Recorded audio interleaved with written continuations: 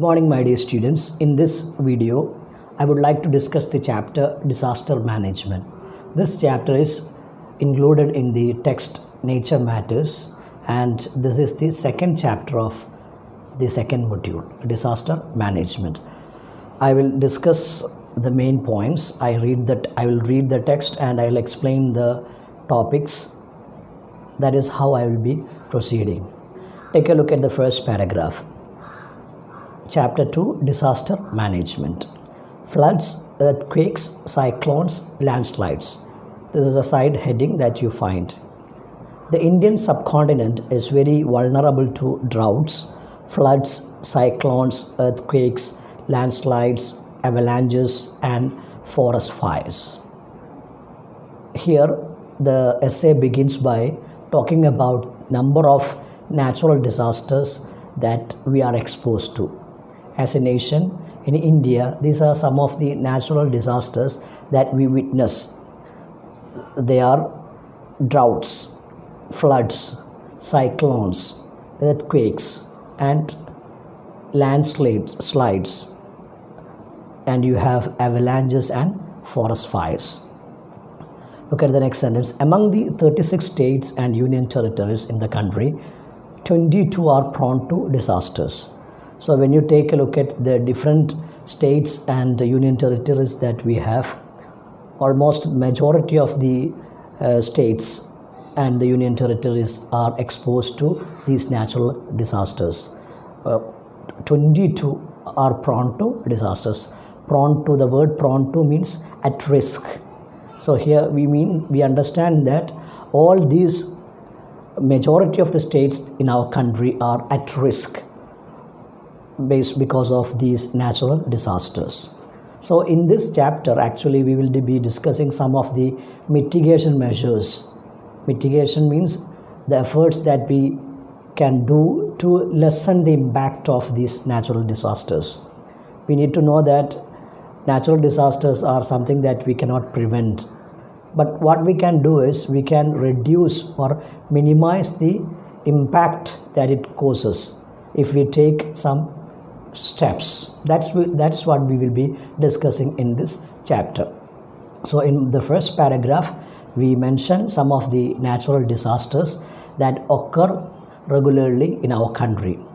We understood that in almost all the states, majority of the states and union territories in our country, we experience these natural disasters. Now take a look at the next paragraph. All the disasters that occur in the country, floods are the most frequently occurring natural disasters due to the irregularities of the Indian monsoon. About 70% of the annual rainfall in India is concentrated in 3 to 4 months of the monsoon season. As a result, there is a very heavy discharge from the rivers during this period, causing widespread floods. Approximately 40 million hectares of land in the country has been identified as being prone to floods. Major floods are mainly caused in the Ganga-Brahmaputra Meghna basin, which carries 60% of the total river flow of our country. So in this paragraph, we have looked at the major natural disaster that occur in our country, that is flood. We mentioned in the first paragraph number of other natural disasters, and here we mention flood in particular. And look at this, flood is the disaster that occur in the country most frequently. That is one important point that you need to understand.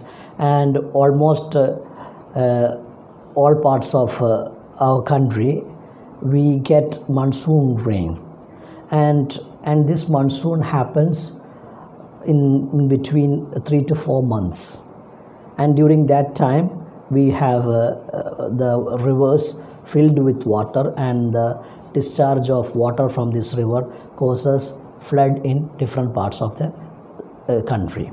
So my dear student, what we need to understand in this paragraph, we mentioned the natural disaster that occurs regularly in our country. What is that? That is flood. Okay, we receive rainfall as part of the monsoon season, and in our country we get rainfall during 3 to 4 months, and as a result of this the rivers are filled and the discharge of water from the rivers cause floods. And we have also mentioned the basin, the area where we get 60% of the total river flow in our country. That is, major floods are mainly caused in the Ganga, Brahmaputra, Meghna basin, which carries 60% of the total river flow of our country. So this is something that we have looked at. As far as our country is concerned, one of the natural disasters that occurs regularly in our country is flood. And move on to the next paragraph. Take a look at this. India has a long coastline of 5,700 kilometers, which is exposed to tropical cyclones arising in the Bay of Bengal and the Arabian Sea. The Indian Ocean is one of the 6 major cyclone-prone regions of India. Cyclones occur usually between April and May, and also between October and December. The eastern coastline is more prone to cyclones, as it is hit by about 80% of the total cyclones generated in the region. So in this paragraph we address another natural disaster, that is cyclones. We find that in our country it appears in 6 major areas. That is, in our country 6 major cyclone prone areas are identified. This area is located near the Indian Ocean. So India has a coastline of 5,700 kilometers, and they are exposed to cyclones that arise, that comes from the Bay of Bengal and the Arabian Sea. And the Indian Ocean is one of the 6 major cyclone prone regions of the world. Now, next sentence mentions the time period when this cyclone happens in our country. That is usually in the month of April and May. In India, cyclones occur usually between April and May, and also between October and December. Okay, so we mentioned that there is another natural disasters, that is cyclones. In India we experience cyclones as well. Usually it happens in the month of April and May, and also between October and December. Next is the sentence. Look at the next sentence. The eastern coastline is more prone to cyclones, as it is hit by about 80% of the total cyclones generated in the region. So in India, the most affected area is the eastern coastline. About 80% of the total cyclones generated in that region. So look at this. Next natural disaster that we mentioned is cyclone. India has a 5,700 kilometers of coastline, and they are exposed to cyclones that comes from Bay of Bengal and Arabian Sea. Okay, then we also mentioned the most affected areas. That is, the eastern coastline is the most affected area, cyclone prone area in our country. That is what we mentioned about cyclones. Now we can look at the next paragraph.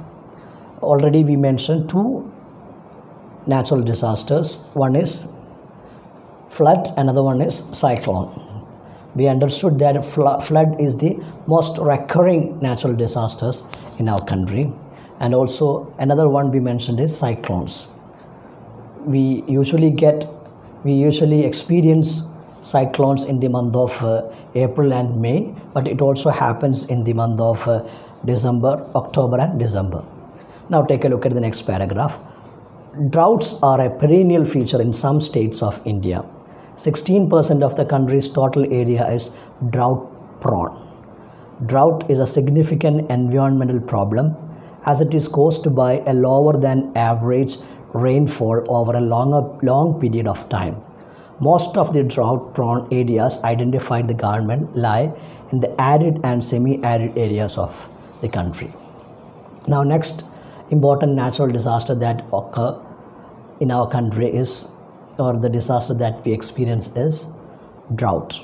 We know that drought happens when we don't get rainfall as we expect, and we also understand that 16% of the total country's area is drought prone.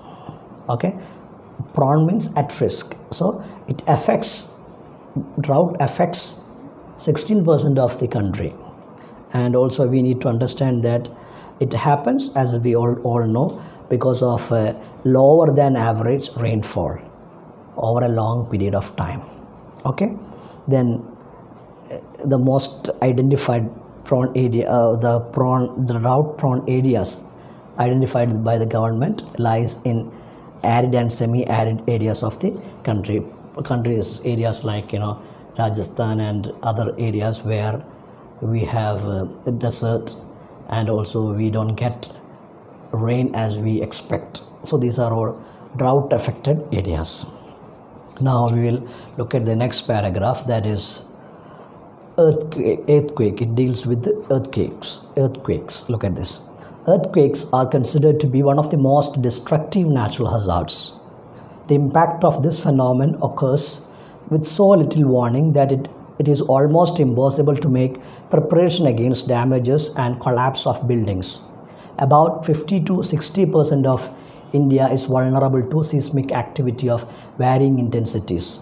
Most of the vulnerable areas are located in the Himalayan and sub-Himalayan regions. So next natural disaster that we mentioned is earthquake. It is the most destructive natural hazards because we don't get preparation to save ourselves from these natural disasters, because it happens with little warning, with no warning, and it is almost impossible to make preparation. That's why it becomes one of the most destructive natural disasters in our country. And in India, the most vulnerable areas, most affected areas, or the areas that are at risk because of earthquakes are located in the Himalayan and sub-Himalayan regional. So in different parts of our country, we find that it happens at varying intensity with different levels. So these are some of the natural disasters that our country is exposed to. In the next few paragraphs, we will discuss from management to mitigation of disasters, floods and all these different natural disasters will be discussed, and the mitigation measures, how we can lessen the impact of these natural disasters. We understand that these are all realities that we are exposed at different times. So how can we reduce the damage that these will cause? That's what we will discuss in the next paragraphs. So my dear students, the topic that we have mentioned is disaster management. In the few paragraphs that we have just read, we explained some of the natural disasters that our country is exposed to. They are flood, cyclones, drought, earthquakes. Among these four, flood is the most recurring natural disasters in our country, and the earthquake, as we know, this is the most destructive natural disasters because we don't get time for reducing the impact, or we don't get any warning during the time of earthquake. And also we mentioned other natural disasters as well. I request all of you to go through these paragraphs, read it thoroughly, and also try to answer these questions that come as a comprehension question from these paragraphs. That's it. Thank you. Next class we will discuss the remaining paragraph.